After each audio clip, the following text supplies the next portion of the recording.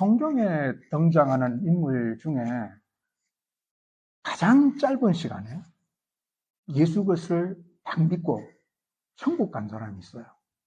정말 그 찰나입니다. 정말 순식간에 예수 믿고 순식간에 천국 간 인물이 있는데요.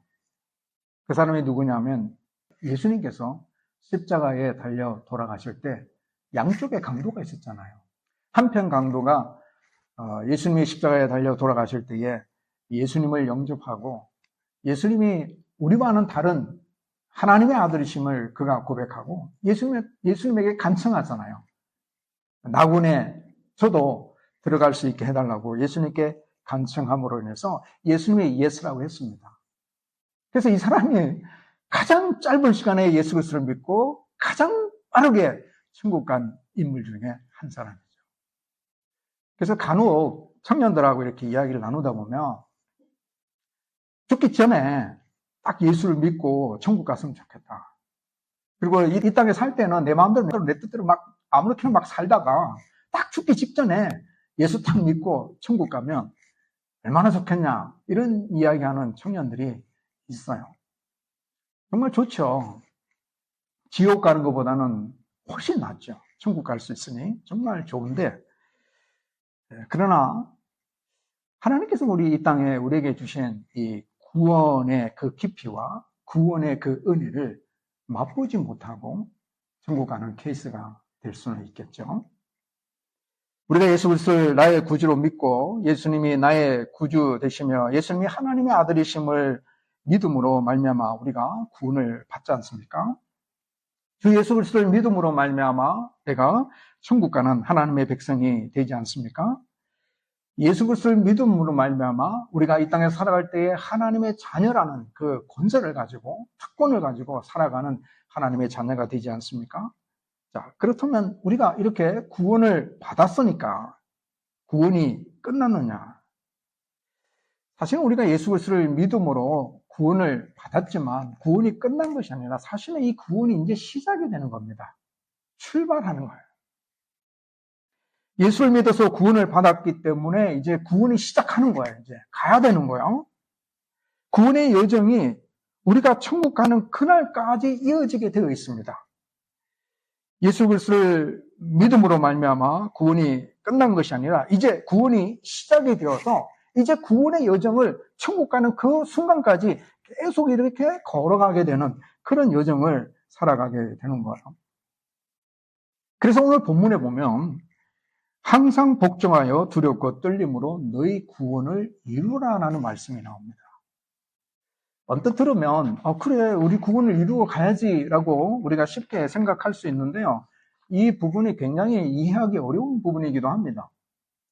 너희 구원을 이루라라는 이 말씀을 문자적으로 보게 되면 우리가 뭔가 구원을 이루어 가야 될 것 같은, 뭔가 고행을 한다든지 뭔가 수련을 한다든지 무언가 선행을 한다든지 해서 구원을 이루어 가야 할 것 같은 그런 느낌이 들지만 사실 하나님께서 우리에게 주신 구원은 에베소서 2장 8절 우리가 보았죠. 너희는 그 은혜에 의하여 믿음으로 말미암아 구원을 받았으니 이것은 너희에게서 난 것이 아니요 하나님의 선물이라. 하나님은 우리에게 주셨대요. 구원을 주셨는데 구원을 이루어 가라라고 하신 말씀이 부딪히잖아요. 앞뒤가 안 맞죠. 구원은 우리에게서 난 것이 아니고 하나님이 주신 선물입니다. 그래서 구원은 우리가 만들어가는 것은 아니에요. 근데 왜 여기서 너희 구원을 이루라라고 말씀하는가? 또 이 너희 구원을 이루라는 말씀 속에 우리가 언뜻 생각하기에는 예수 믿었다고 해도 아직 구원을 얻은 것이 아니구나. 그래서 구원을 얻기 위해서 뭔가 하나님 말씀에 순종하면서 살아가야 하고 하나님 말씀에 복종하면서 살아가야 우리가 구원을 얻게 되는 게 아닌가라고 이해할 수 있는데요. 자, 이 부분이 아주 뉘앙스가 아주 조심해야 될 부분이에요. 내가 하나님 말씀에 순종하고 복종하기 때문에 구원 얻는 게 아닙니다. 구원을 받았기 때문에 내가 하나님 말씀에 순종하고 복종하는 거예요. 이 순서가 잘 파악을 해야 돼요. 세상의 종교는 구원을 얻기 위해서 고행을 하고 수행을 하고 선을 행하고 착한 일을 많이 해야 된다라고 주장을 하죠. 근데 기독교는 거꾸로입니다. 우리가 구원을 받았기 때문에 하나님 말씀에 순종하게 되고 하나님의 자녀이기 때문에 하나님의 영광을 드러내기 위해서 착한 일을 하는 거예요. 선을 베푸는 겁니다. 내가 하나님의 사랑을 받았기 때문에 그 사랑을 내가 나눠주는 거예요. 인간적인 사랑의 그 차원을 넘어서서 하나님의 사랑을 우리가 나눠주는 거예요. 이게 다릅니다. 그래서 우리가 구원을 이루라는 이 말 속에서 뭔가 자꾸 이렇게 선을 행해야 될 것 같은 그런 뉘앙스가 보이지만 그렇지가 않습니다.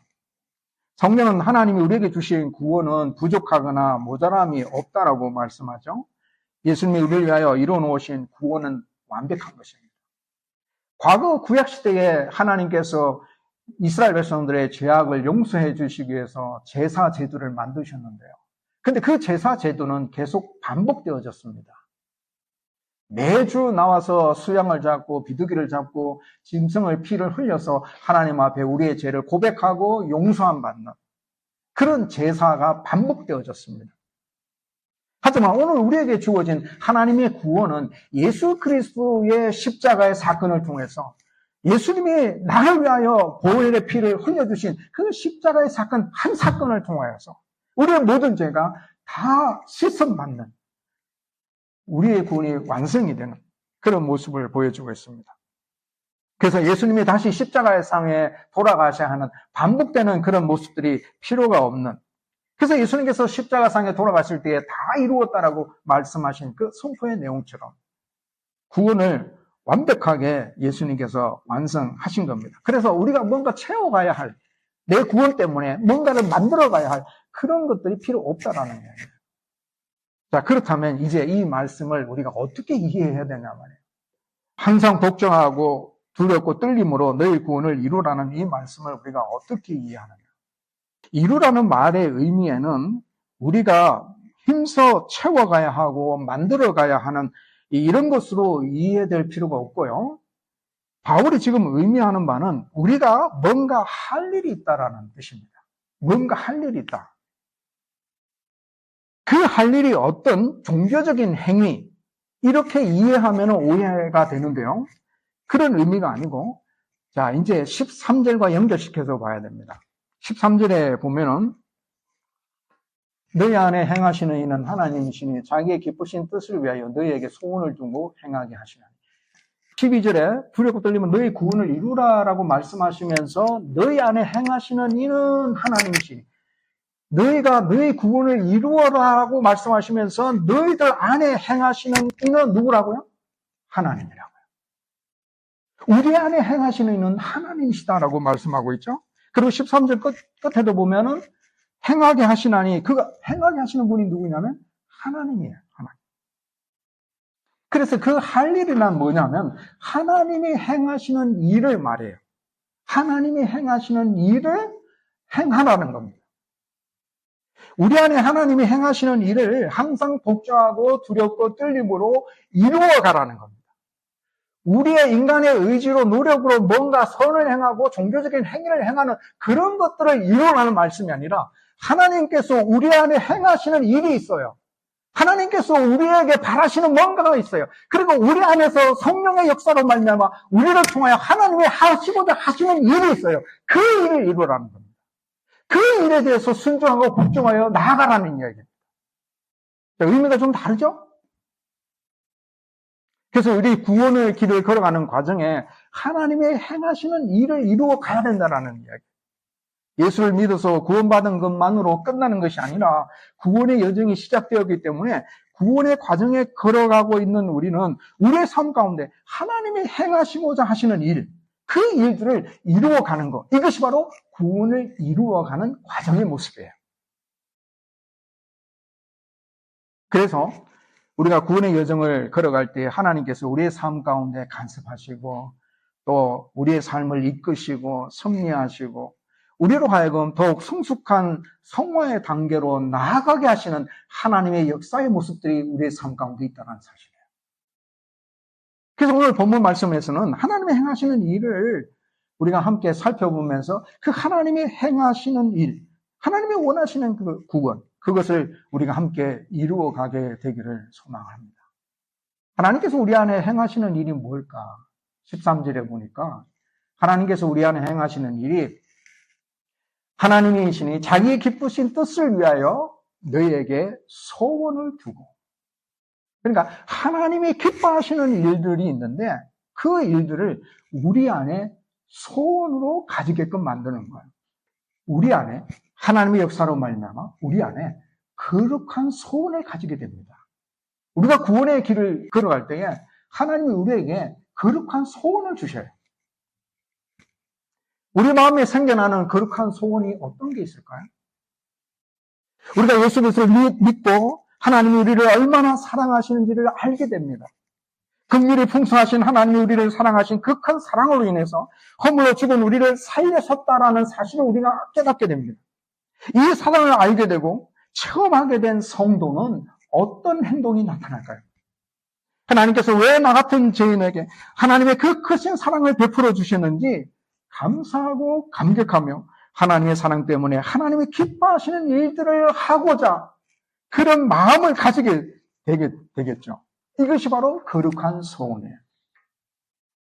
성령이 충만했던 초대교회의 모습 중에 딱 하나만 짚을게요. 사도행전 4장 32절에 보면 이런 말씀이 나옵니다. 믿는 무리가 한 마음과 한 뜻이 되어 모든 물건을 서로 통용하고 자기 재물을 조금이라도 자기 것이라 하는 이가 없더라. 믿는 무리가 한 마음 한 뜻이 되고 서로 물건을 통용하고 자기 재물을 자기 것이라 하는 이가 하나도 없었다라고 말씀합니다. 참 이상하죠. 믿음의 공동체 안에 나타난 현상이잖아요. 예수 그리스도를 믿는 사람들이 모인 이 교회 안에 나타난 모습이에요. 세상적인 흐름과는 전혀 다른 모습이죠. 세상은 가장 우선순위가 자기 자신 아닙니까? 자기의 뜻대로 하려고 하지 않습니까? 자기 마음대로 할 수 없을 때 분노가 일어나지 않습니까? 자기 재물을 지키려고 하지 않습니까? 그러나 믿음의 공동체에 나타난 모습을 보면 이들이 한 마음 되고 한 뜻이 되고 서로 물건을 통용하고 자기 재물을 자기 것이라고 여기지 아니하고, 왜 이런 모습이 나타나냐 이거예요. 그들의 마음에 거룩한 소원이 생겼기 때문입니다. 그들의 마음에 하나님이 기뻐하시는 뜻을 이루고자 하는 그런 열망이 생겼기 때문에 그렇습니다. 거룩하지 못한 제약된 세상에 살지만 예수를 믿어서 하나님의 백성이 되었으니까 하나님의 백성답게 살려고 힘쓰고 애쓰는 그런 마음이 생긴 겁니다. 우리의 마음에도 이와 같은 거룩한 소원들이 있습니다. 그럴 때 우리가 무시하거나 버리지 마시기 바랍니다. 그 소원을 이루어가는 것이 바로 우리의 구원을 이루어가는 모습인 거죠. 그래서 하나님이 우리의 마음속에 주신 이 거룩한 소원들을 우리가 차근차근 이루어가게 될 때에 우리의 삶의 모습 속에 거룩한 성도의 모습, 성화된 그리스도인의 모습들이 나타나기 시작하는 거예요. 여러분, 어느 날 갑자기 찬송 부르고 싶을 때가 생기지 않습니까? 어느 날 갑자기 기도하고 싶은 마음이 생기지 않습니까? 하나님이 우리에게 주시는 거룩한 소원이에요. 봉사하고 싶고 교회를 자랑하고 싶고 이 모든 것들이 하나님이 우리에게 주신 거룩한 소원의 모습입니다. 그것을 통해 우리가 순종해 나가게 될 때에 우리가 성화의 삶을 살아가게 되는 거죠. 두 번째, 하나님이 우리 안에 행하시는 일의 모습은 우리의 삶에 원망과 시비가 없도록 하시는 일을 행하시는 모습을 언급하고 있습니다. 14절에 보면 모든 일을 원망과 시비가 없이 하라. 이 명령은 우리가 순종에 대한 책임이 있음을 강조하는 모습이 나타납니다. 하나님께서 우리의 마음에 거룩한 소원을 두시고 이를 행할 수 있도록 하시지만 우리를 로봇처럼 만드시지 않으셨다는 사실을 우리는 기억해야 됩니다. 하나님께서 우리를 만드실 때에 하나님의 성품을 담았어요. 이건 뭐냐면 인간이 인격체라는 의미가 담겨 있어요. 지정의가 있는 인격체라는 의미입니다. 하나님의 형상을 따라 하나님께서 우리를 만드셔서 우리가 하나님이 인격적인 하나님이신 것처럼 우리도 인격적인 존재로 창조가 된 것이죠. 그런데 죄로 말미암아 이 하나님의 형상이 파괴됩니다. 인간의 인격도 죄로 인해서 이렇게 부패한 상태가 되어버렸죠. 그래서 죄로 인해서 파괴된 이러한 부분들이 우리가 다시 예수 그리스도를 믿음으로 말미암아 그리스도 안에서 새로운 사람으로 거듭나면서 어느 정도 회복이 됩니다. 고린도후서 5장 17절에 그런즉 누구든지 그리스도 안에 있으면 뭐라고요? 새로운 피조물이라. 이전 것은 지나갔으니 보라 새 것이 되었다. 완전히 새로운 피조물. 하나님께서 처음 창조하신 그 창조물처럼 하나님께서 타락한 인간을 새롭게 만든 새로운 피조물로 하나님 만드셨다라는 사실을 보면서 우리가 예수 그리스도를 믿음으로 말미암아 어느 정도, 완벽하지는 않습니다. 어느 정도 하나님의 은혜 아래에서 하나님의 형상을 회복되어지는 그런 소망을 갖게 될 수 있음을 우리가 알 수가 있어요. 그래서 타락하여 죄의 지배를 받을 때는 완전히 진노의 자식이었습니다. 죄의 성질을 따라서 나 중심의 생각을 하고 행동하고 나 중심의 가치관대로 살았습니다. 남들 위해 군림하고 싶어하고 남들 다스리고 짓밟고 싶어하는 자로 살았습니다. 그러나 예수 믿고 난 다음에 새로운 피조물로 변화되고 우리 자신이 예수님을 닮아가고 싶어하는 존재가 되게 되는 거죠. 그래서 에베소서 5장 1절과 2절에 보면 그러므로 사랑을 받는 자녀같이 너희는 하나님을 본받는 자가 되고 그리스도께서 너희를 사랑하신 것 같이 너희도 사랑 가운데 행하라. 그리스도의 사랑을 받고 하나님을 본받는 자이기 때문에 이제 화해할 수 있고 용납할 수 있고 이해할 수 있어. 그래서 우리가 우리 안에 행하시는 하나님의 역사로 말미암아 순종함으로 원망과 시비 없이 행할 수 있음을 말씀하고 있는 겁니다. 세 번째, 우리들이 흠없는 하나님의 자녀 세워지도록 역사하십니다. 흠없는 하나님의 자녀로 세워지도록 역사하십니다. 15절에 이는 너희가 흠이 없고 순전하여 어그러지고 거스리는 세대 가운데서 하나님의 흠없는 자녀로 세상에서 그들 가운데 빛들로 나타내며 하나님의 자녀가 살아가는 곳은 천국이 아닙니다. 하나님의 자녀가 살아가는 곳과 하나님의 자녀의 상태가 아주 대조되어 나타나는 걸 볼 수 있는데 하나님의 자녀들이 살아가는 곳은 세상이죠. 천국이 아닙니다. 이 세상을 어떤 곳으로 설명합니까? 어그러지고 거스리는 세대라고 설명하고 있죠. 세상은 하나님을 거역하고 악과 연합한 타락한 세대를 의미하고 있습니다. 그래서 에베소 6장 12절에 가보면 우리가 싸워야 할 대상을 언급하고 있는데 우리의 씨름은 혈과 육을 상대하는 것이 아니요 통치자들과 권세들과 이 어둠의 세상 주관자들과 하늘에 있는 악의 영들을 상대함이라.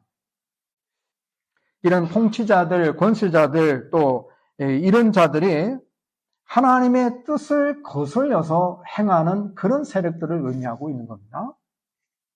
하나님의 뜻을 어긋난 통치자들, 권세자들, 그리고 어둠의 세상 주관자들, 그리고 하늘에 있는 악의 영들, 이런 자들을 우리가 싸워야 할 대상임을 언급하고 있는 겁니다. 성도가 이런 세상에 살아감에도 불구하고 하나님은 성도가 흠없는 하나님의 자녀로 세워지도록 역사하십니다. 흠이 없다는 것은 다른 사람에게 책망받을 만한 일이 없다는 것을 의미하죠.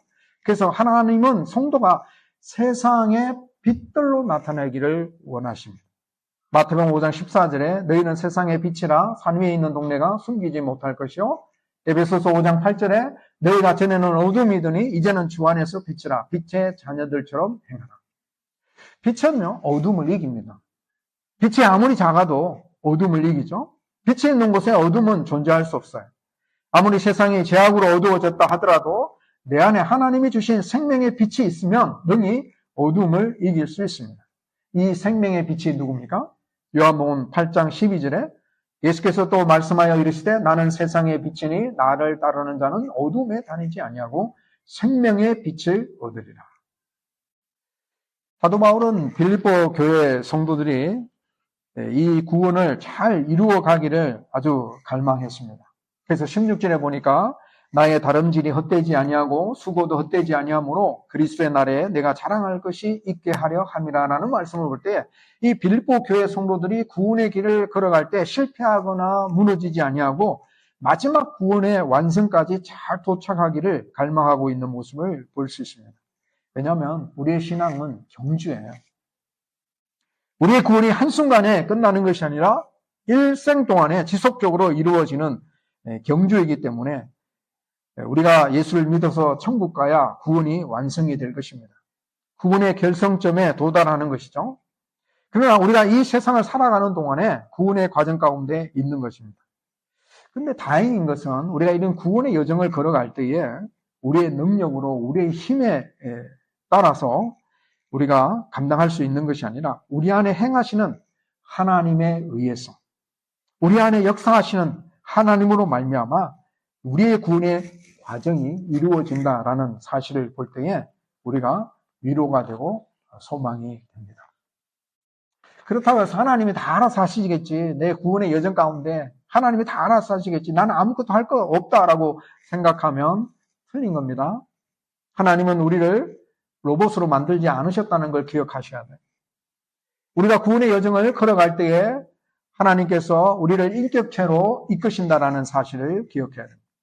하나님은 우리가 구원의 길을 걸어갈 때 우리의 마음에 거룩한 소원을 두게 하시고 원망과 시비 없이 행하게 하시고 하나님의 흠없는 자녀로 세워가시는데 우리에게는 순종의 책임이 있습니다. 하나님의 뜻에 하나님 말씀에 올바른 반응을 나타내어야 할 책임이 있습니다. 자, 이 부분이 아까 처음 서원에 말씀드렸던 것처럼 너희 구원을 이루라라는 이 말씀의 의미가 여기에 나타나는 겁니다. 하나님의 뜻에 하나님 말씀에 올바른 리액션, 반응이 나타내어야 할 책임이 우리에게 있기 때문에 너희 구원을 이루어 가라라는 말씀과 연결이 됩니다. 그래서 우리가 하나님의 그 이끄심, 하나님께서 우리의 마음에 두시는 거룩한 소원을 이루어 가시고자 하시는 그 하나님의 뜻, 또 우리를 통하여 이 세상의 빛으로 드러나기를 원하시는 하나님의 그 뜻을 우리가 잘 리액션하지 못하게 될 때에 하나님께서 여러 가지 방법으로 연단시킨다는 사실. 훈련도 시키고 어떨 때는 매도 드시고 어떨 때는 아주 강하게 몰아붙일 때도 있습니다. 우리 안에 있는 죄악을 뽑기 위해서 강하게 혼내실 때도 있습니다. 우리가 성화의 길을 걸어갈 수 있도록 하나님께서 우리의 삶을 흔드신다는 사실입니다. 그러므로 이런 어려움이 우리의 삶 가운데 있다는 것은 뒤집어 보면 내가 구원의 길을 걸어가고 있구나. 오히려 내가 구원의 길을 걸어가고 있는 하나님의 자녀이구나라는 사실을 우리가 깨달을 수가 있는 거죠. 그런데 신앙이 약하면 하나님 왜 이렇게 어려움을 주십니까? 왜 이렇게 힘든 일이 발생합니까? 내 예수 한번 잘 믿어보려고 신앙생활 열심히 해보려고 하는데 왜 더 우리의 삶 가운데 힘들고 어려운 일들을 하나님이 허락하십니까? 라고 불평하고 불만하면서 오히려 하나님을 더 멀리 가려고 하는 리액션이 나타나는데요. 신앙이 약하기 때문에 그래요. 좀 더 우리가 깊이 생각해 봐야 됩니다. 내 삶 속에 어려움이 있는 거, 연단이 있는 거, 훈련이 있는 거, 하나님께서 나로 하여금 강하게 잡아 흔드시는 그런 모습들이 있을 때에 내가 구원의 길을 걸어가고 있구나. 내가 하나님의 자녀의 삶을 살아가고 있구나.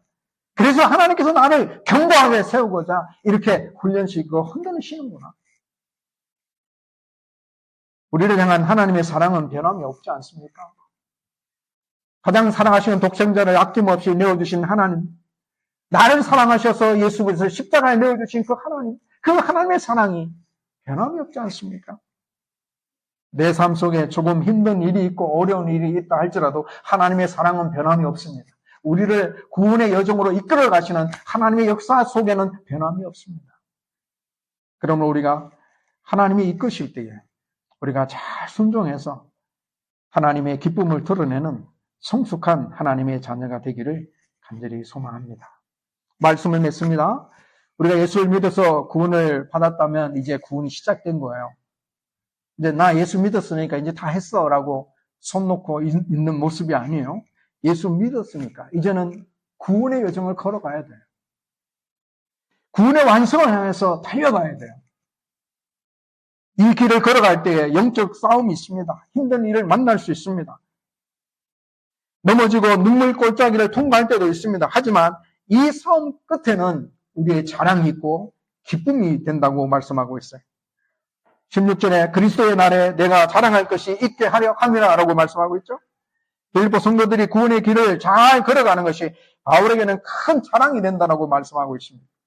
심지어 바울은 자기 자신이 전제로 드릴지라도 기뻐한다고 말씀하는데요. 이 전제라는 것은 뭐냐면 구약시대에 보면은 제사 드릴 때에, 희생제사 드릴 때에 제물 위에 마지막 포도주를 부어서 드리는 제사를 의미하는데요.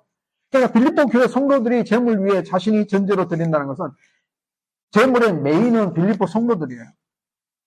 그 위에 바울이 전제로 자기 자신을 드리는 것을 의미하고 있는 거죠. 그럼에도 불구하고 자기가 하나님 앞에 드려지는 메인 제물이 되지 못한다 할지라도 바울은 기뻐한다라고 말씀하고 있습니다. 그만큼 구원의 완성을 하여 달려가는 성도들의 모습이 자랑스럽고 기쁨이 된다라는 것을 의미하고 있는 거죠. 하나님은 이 일을 위해서 우리 안에 행하시는 일이 있습니다. 첫째는 우리들의 마음에 거룩한 소원을 품게 하시죠. 하나님을 기쁘시게 하는 일을 하고자 하는 열망이 우리 안에 생겨나게 만드십니다. 왜냐하면 우리가 하나님의 사랑을 알거든요. 하나님의 베푸르신 은혜를 우리가 알기 때문에. 그래서 하나님의 기뻐하시는 일들을 하고자 하는 마음이 생겨나게 됩니다. 그런 마음이 생길 때에 여러분 주저하지 마시고 잘 순종하십시오. 그럴 때 우리의 영적으로 성장해 가게 됩니다. 둘째, 원망과 시비 없이 하게 하시는데 정말 우리가 죄로 인해서 파괴된 인간인지나 우리가 예수 그리스도를 믿는다 하지만 부패된 본성 때문에 욱하는 성질도 있고 화내는 모습도 있고 죄에 오염된 모습들이 많이 나타납니다. 하지만 우리가 하나님의 자녀잖아요. 우리가 그리스도 안에서 새로운 피조물이 되었잖아요. 하나님의 형상이 어느 정도 회복이 되었잖아요. 그러므로 말미암아 우리가 원망과 시비 없이 행할 수 있음을 말씀하고 있는 거예요. 그래서 하나님의 은혜가 우리 안에 있기 때문에 원망을 참고 예수님 때문에 또 우리가 용납하고 참고 인내할 수 있는 거예요. 세 번째, 흠없는 하나님의 자녀로 하나님께서 우리를 세워가십니다. 세상의 빛으로 드러나기를 원하십니다. 하나님께서 우리에게 주신 생명의 그 빛이 우리를 통하여 세상 사람들에게 나타나기를 원하십니다. 하나님이 우리 안에 행하시는 일들을 우리가 거부하지 말고 순종함으로 구원을 이루어가는 자들이 되기를 소망합니다. 이 구원이 완성되는 그날 우리의 자랑이 되고 기쁨이 될 것입니다.